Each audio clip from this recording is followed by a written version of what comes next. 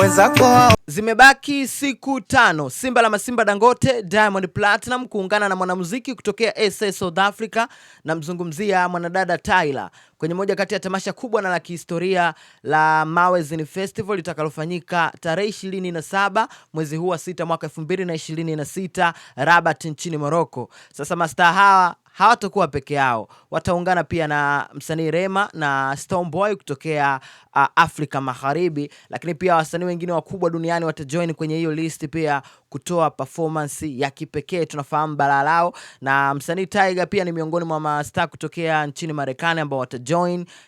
TY Dolla Sign pia atakuwemo ndani, utake nini tena. Sasa hii inakuwa ni show ya mwisho ya msanii Diamond Platinum kwa mwezi huu wa 6, ambapo tunafahamu pia mwezi unaoanza mwezi wa 7 anaanza na Retro Tour tarehe 4 pale Arusha, lakini pia tarehe 19 ratiba inaendelea pia Tarime, lakini pia tarehe 26 ana jump in pia pale kwenye moja kati ya show ambayo itafanyika Rwanda. Lakini nikukumbushe kuwa tarehe 29 pia schedule ya msanii Diamond Platinum inaonyesha kuwa atakuwa Zambia Septemba hiyo. Sasa huu unakuwa ni mwaka ambao tunapata burudani kwenye Retro Tour, kwenye show za ndani, lakini the same pia anatuwakilisha kimataifa kwenye show kubwa ambazo analenga kutoa burudani ya kipekee. Sasa tunafahamu pia namna ambavyo maandalizi yamekuwa akifanya kwenye hizi wiki mbili. Siku ya jana pia ameshare video akiwa na madansa wake, pia wanaongea mikakati na mifumo namna ambavyo wataenda kukinukisha kwenye jukwaa la Mawezini Festival Morocco Rabat. Au vipi?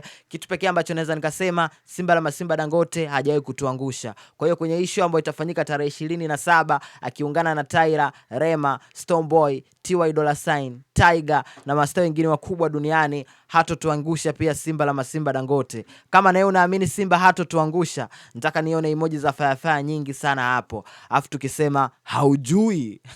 Mimi naitwa Bounce na mimi siwaangushi washikaji zangu kwenye kuwapa update zote za kiburudani. As you know, I'm a #1 entertainment content creator in East, West and Central Africa. We're outside.